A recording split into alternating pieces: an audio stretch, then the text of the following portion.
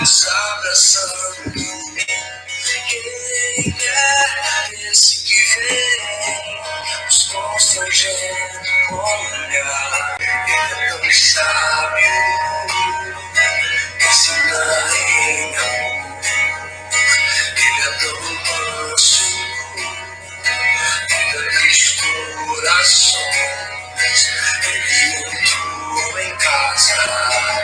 Ele está na mesa, ele nos observa, sabe que o esperamos, e a partir dos nossos olhos se abrem e reconhecemos quem tu és, a sombra tua vez, os nossos corações queimam de amor, queimam de amor, e a partir do pão, os nossos olhos se abrem e reconhecemos quem tu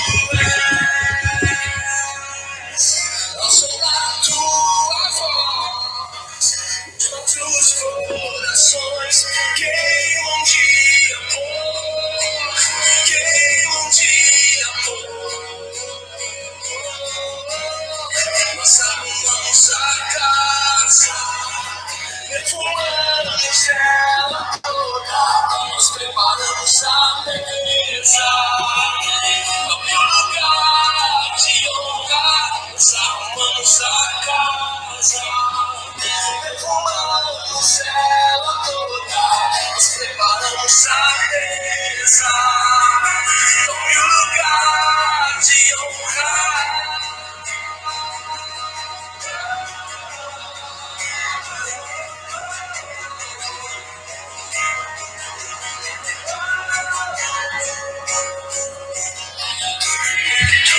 Em casa, ele está na mesa.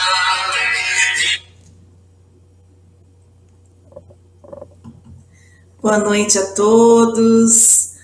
Boa noite, tia Arlete, Fernanda, Isaac, Pastor Wagner, Tereza. Que alegria ter vocês aqui e suas famílias, né? Provavelmente tem mais gente aí com vocês. Já é 9h02, né? Acho que a gente já pode ir dando início, né, à nossa live. E eu queria iniciar, então, fazendo uma oração. Senhor Deus, te agradecemos, Pai, por quem Tu és, pelo Teu amor, pela Tua graça, pela Tua misericórdia, porque o Senhor tem nos sustentado, o Senhor tem nos protegido, o Senhor tem nos amado, Senhor, mesmo quando não fazemos nada, Senhor, para merecer, Senhor. O Senhor tem nos amado e tem cuidado de nós, Pai. O Senhor é um Deus provedor, um Deus amoroso, e nós amamos, Senhor, ouvir a Tua palavra, amamos, Senhor, Te servir, Senhor. Ó, Pai, eu quero colocar essa live diante do Senhor, Pai. Peço a Ti, Senhor, que o Senhor use a minha vida, Senhor, para trazer a Tua palavra, aquilo que está no Teu coração, Senhor. Que os meus irmãos sejam abençoados, Senhor. Ó, Pai, que a Tua palavra cumpra, Senhor, o seu propósito, ó Deus. Abençoa as nossas vidas, abençoa cada família, Senhor, que está participando dessa live. Ó, Senhor, que os Teus anjos, Senhor, estejam, Senhor, nos protegendo, Senhor. Em nome de Jesus. Amém. Amém. Paz do Senhor, Arcelino, bom ver você aqui.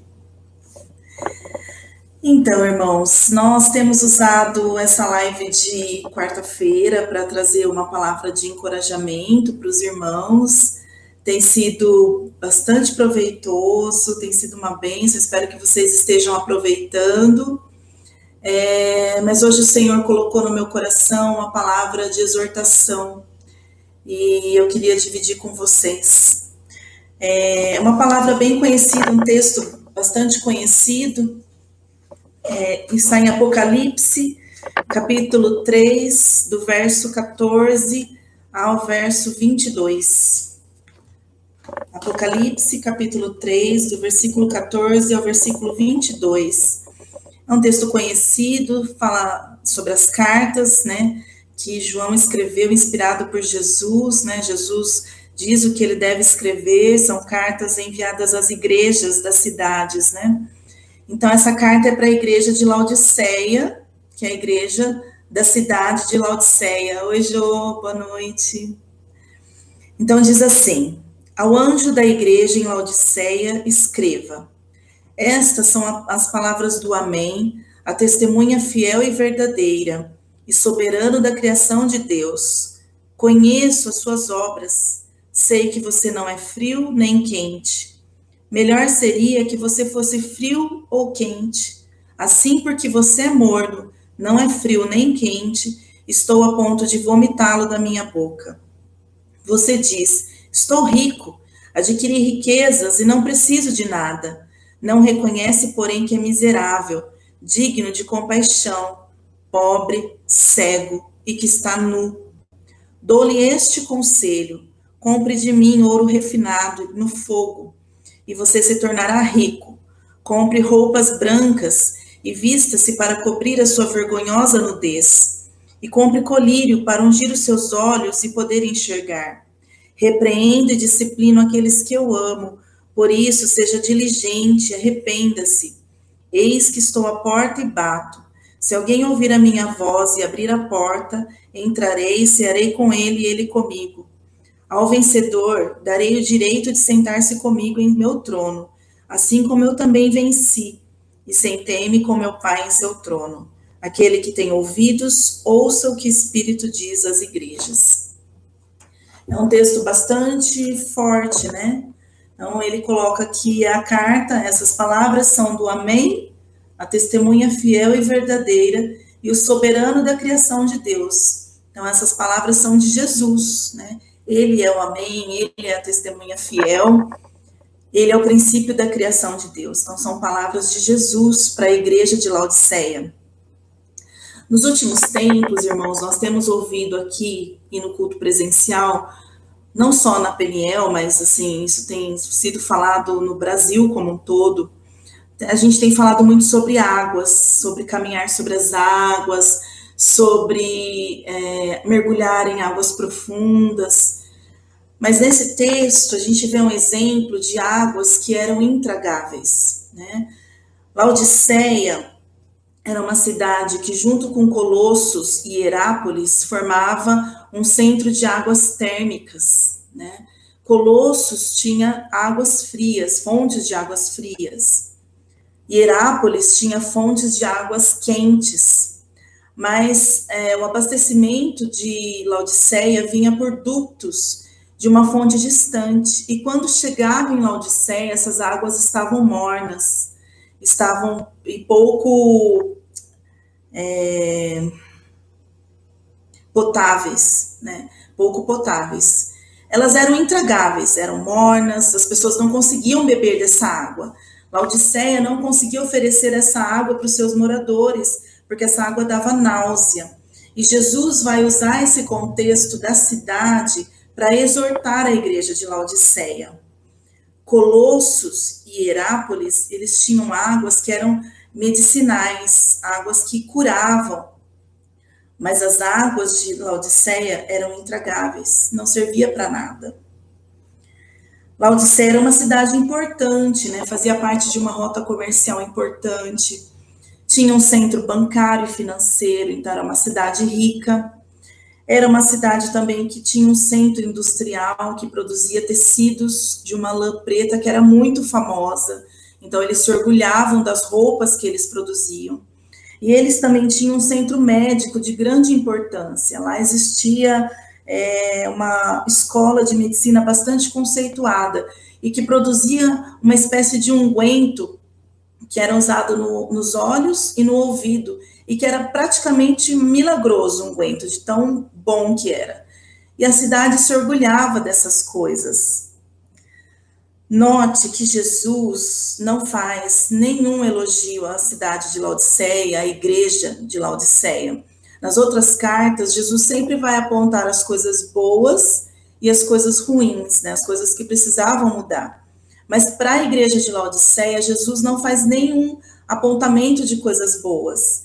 E é interessante porque, assim, Laodiceia não tinha um problema grave teológico, não tinham problemas morais, não tinha falsos mestres, pessoas hereges, não tinham pecados de imoralidade, não eram sodomitas, e não tinha engano na cidade. O que a igreja de Laodiceia tinha? Ela tinha perdido o fervor espiritual. Vejam quão grave Jesus coloca isso, né? A perda do fervor espiritual.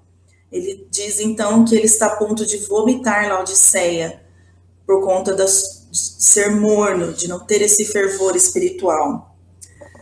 A vida espiritual da igreja, ela era apática, ela era morna, ela era indefinível, ela era indiferente. A verdade é que a igreja de Laodiceia tinha pego a forma daquela cidade, ela tinha se conformado, ela tinha tomado a forma daquela sociedade. E por isso, Jesus estava corrigindo. Os crentes de Laodiceia, eles se achavam ricos, não só por conta da riqueza material, financeira, mas ricos de conhecimento também. E por isso eles se tornaram arrogantes, eles achavam que eles eram autossuficientes. Então a gente pode apontar desse texto, três situações, né, três características da igreja de Laodiceia. Primeiro, a igreja de Laodiceia se achava autossuficiente. Ela não tinha dependência de Deus. E no momento que você não tem, né, quando você não tem a certeza de sua insuficiência e da sua dependência de Deus, você se torna arrogante. E aí você passa a achar que você sabe o que é melhor para a sua vida, assim como Isaac trouxe outro dia no culto presencial. Que a arrogância faz com que o indivíduo acredite que ele sabe o que é bom para ele. E ele para de depender de Deus. E a arrogância, como diz Provérbios 16, 18, precede a queda, a ruína. Hoje, se nós formos olhar para a cidade de Laodiceia, a cidade é somente ruínas. Ela foi totalmente destruída. E é a arrogância, irmãos, que precede a queda. Outra coisa, a igreja de Laodiceia era cega. Os olhos espirituais da igreja estavam fechados. Eles não conseguiam enxergar sua pobreza espiritual. Eles não estavam olhando para a palavra, né? Porque a Bíblia fala que a palavra de Deus é luz para os nossos caminhos, né? Ela ilumina os nossos caminhos. Tem dois textos em Mateus que eu gosto muito, que eu gostaria de ler aqui. Primeiro em Mateus 6, 22, 23, que vai dizer: os olhos são a candeia do corpo. Se os olhos forem bons, todo o seu corpo será cheio de luz. Mas se os seus olhos forem maus, todo o seu corpo será cheio de trevas. Portanto, se a luz que está dentro de você são trevas, que tremendas trevas são. Então, os olhos têm uma importância enorme, né? Se os nossos olhos são maus, o nosso corpo é treva. O outro texto também está em Mateus 13, do versículo 13 ao 15. Mateus 13, do 13 ao 15. Diz assim: por essa razão eu lhe falo por parábolas. Jesus tinha acabado de contar a parábola do semeador. E ele é questionado pelos discípulos, né? Por que ele falava em parábolas? E ele diz assim: por essa razão eu lhes falo por parábolas, porque vendo eles não veem, e ouvindo não ouvem nem entendem. Neles se cumpre a profecia de Isaías. Ainda que estejam sempre ouvindo, vocês nunca entenderão. Ainda que estejam sempre vendo, jamais perceberão. Pois o coração deste povo se tornou insensível, de má vontade. Ouviram com seus ouvidos e fecharam seus olhos. Se assim não fosse, poderiam ver com os olhos, ouvir com os ouvidos, entender com o coração e converter-se, e eu os curaria. Olha que importância tem os olhos, né? Ele fala assim: eles ouviram com os ouvidos, mas fecharam seus olhos. Se eles não tivessem fechado os olhos, eles teriam visto com seus olhos, ouvido com seus ouvidos, e eles teriam entendido no coração. Os olhos são extremamente importantes. Laodiceia estava cega. Laodiceia, a igreja de Laodiceia também estava nu, sem roupas adequadas para se apresentar diante de Deus.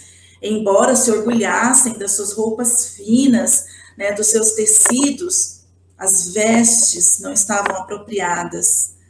Em Mateus 22, vai falar sobre a parábola do banquete do casamento, né?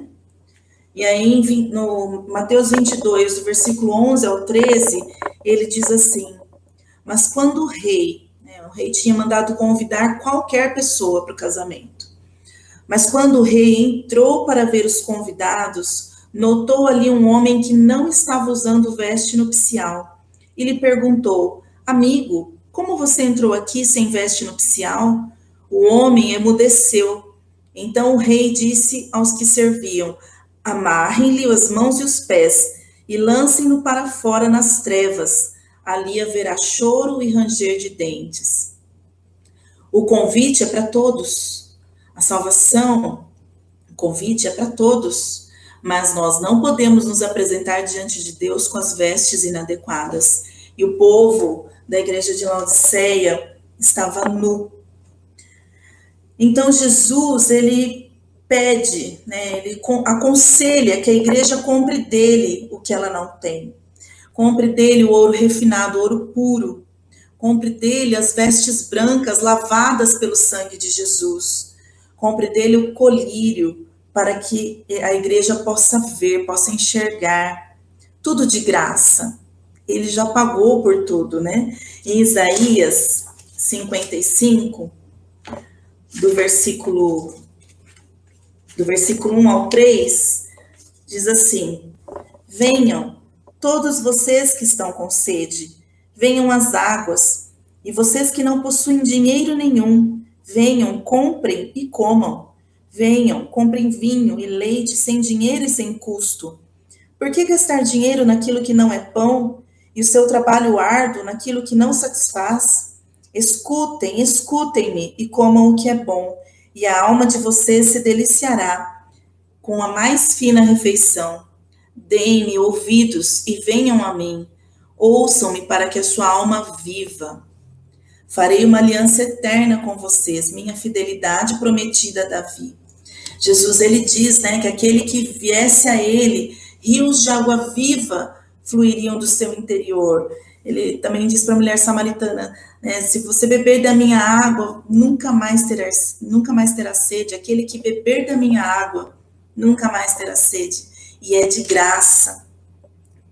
É interessante, é lindo como Jesus, mesmo tendo náusea, mesmo dizendo para a igreja algo tão grave, né, que ele está a ponto de vomitar aquela igreja, ele demonstra o seu amor, a sua misericórdia, ele chama a igreja ao arrependimento, ele diz: eu estou à porta e bato, se alguém ouvir a minha voz e abrir a porta, eu entrarei, cearei com ele e ele comigo. Jesus é amoroso, né? Ele chama a igreja para o arrependimento. Só que a gente, para ouvir a voz do Senhor, a gente precisa estar com os nossos ouvidos atentos. E como que ele nos chama? Ele nos chama através das circunstâncias, às vezes circunstâncias difíceis. Muitas vezes nós precisamos passar por circunstâncias difíceis para ouvir a voz do Senhor nos chamando para o lugar de onde nós não devíamos ter saído, né? Ele nos chama através da sua palavra, através de uma música. Nós só precisamos estar com nossos ouvidos atentos, nossos olhos abertos. E ele promete, né, ao vencedor, dar-lhe-ei o direito de sentar comigo em meu trono, assim como eu venci e sentei com meu Pai no seu trono. Como Jesus, ele é amoroso, né? Ele diz que ele repreende aquele que ele ama. Ele ama a igreja de Laodiceia e ele repreende por esse motivo. Agora, precisamos nos perguntar, irmãos, né? Enquanto igreja, nós temos sido conhecidos pela nossa nova natureza de Cristo Jesus, ou nós temos nos conformado, tomado a forma dessa sociedade líquida, dessa sociedade humanista, onde o homem é o centro de tudo. Nós temos buscado os nossos interesses apenas, ou temos lutado pelos interesses do reino? Que água tem fluído do nosso interior? Águas vivas, águas que curam, águas que a gente pode dar para o sedento? Ou a nossa água está toda misturada com as coisas do mundo? Qual tem sido a nossa temperatura? Olha como foi grave, né? A igreja de Laodiceia tinha perdido o fervor espiritual. Como está a nossa temperatura? Esses dias eu estava conversando com a Fernanda e ela estava contando que ela ouviu uma live de uma pastora que trabalha na indústria farmacêutica e contando que, assim, para você tirar o remédio da planta, você não pode usar a planta in natura. Ou você esmaga ou você ferve a planta. E coincidentemente, nesses dias eu também tinha ouvido uma live que falava sobre isso, de como que o fervor, ele libera o aroma, né? Como quando a gente está fazendo um café. A hora que você coloca a água fervendo, vem aquele cheiro gostoso, aquele aroma de café. A gente precisa ferver, irmãos, ferver de amor por Cristo, ferver com o amor de Jesus, para que as pessoas ao nosso redor possam sentir o nosso aroma. Que a gente possa tirar remédio para dar àqueles que estão doentes. A gente precisa ferver para também liberar remédio para curar a nossa própria alma. A gente precisa ferver de amor por Jesus. É isso que o Senhor espera de nós. E para isso, é preciso colocar lenha no altar todos os dias, né? Como a gente viu em Levítico 6, o fogo não se apagará. Mas o sacerdote tem que colocar lenha todos os dias no altar. Além disso, a gente precisa de comunhão, né? Uma brasa fora do braseiro, ela também apaga. Então, a gente precisa da comunhão com os nossos irmãos, com o corpo de Cristo, para que a gente seja incentivado, seja motivado e juntos nós consigamos manter essa chama acesa. A gente não pode deixar o inimigo nos distrair. Esse é o jeito que ele age, né? Ele distrai. Ele não pode nos tocar, mas ele pode colocar pensamentos, ele pode nos distrair, e isso só vai apagando a nossa chama, nos deixando mornos, pouco aquecidos, e aí a gente passa a não fazer diferença mais na sociedade, a gente toma a forma dessa sociedade. Tem um texto muito lindo de Lucas, que é o Caminho de Emaús, né? É até a música que eu tinha colocado no começo, eu espero que vocês tenham conseguido ouvir, porque eu não consigo ter muita noção do volume, se foi possível ouvir, mas é uma música que fala desse momento de Emaús, né? Do caminho de Emaús, onde Jesus vai andando, né? E falando e contando para aqueles homens que estavam perdidos, totalmente perdidos, tristes porque Jesus havia morrido, e aí eles chamam Jesus para cear com eles, né? E no versículo 30 e 32, 30 a 32 diz assim, Lucas 24, do versículo 30 ao 32, quando estava à mesa com eles, Jesus, né? Quando Jesus estava à mesa com eles, tomou o pão, deu graças, partiu e deu a eles. Então os olhos deles foram abertos e o reconheceram. E ele desapareceu da vista deles. Perguntaram-se um ao outro, não estava queimando nosso coração enquanto ele nos falava no caminho e nos expunha as Escrituras? Não tem jeito, irmãos, quando Jesus está presente, o nosso coração queima ao ouvir a sua palavra. A palavra do Senhor nos liberta, a palavra do Senhor abre os nossos olhos, e aqueles homens, quando Jesus parte o pão, né? O que é pão? O pão é a palavra, né? Quando Jesus parte o pão, eles o reconhecem, e aí eles falam, olha, como nosso coração queimava quando nós ouvíamos aquela palavra. Precisamos queimar de amor por Jesus, lendo a sua palavra, buscando a sua palavra, dedicando a nossa vida a isso, abandonando as coisas que nos distraem e nos mantendo firmes no propósito de não nos conformar com esse século.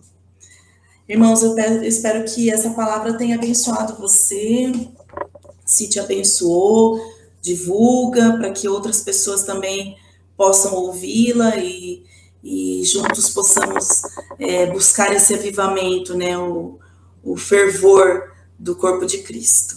Vamos orar para finalizar? Senhor Deus, somos gratos pela tua palavra, pelo teu amor, pelo teu cuidado. Somos gratos porque o Senhor não desiste de nós, Senhor. Queremos ferver, Senhor, de amor pelo Senhor, Pai. E queremos exalar, Senhor, o teu perfume, Senhor, aqueles que estiverem ao nosso redor. Queremos ter remédio, Senhor, para curar aqueles que estiverem ao nosso redor, Senhor, e levá-los, Senhor, até o Senhor, Pai.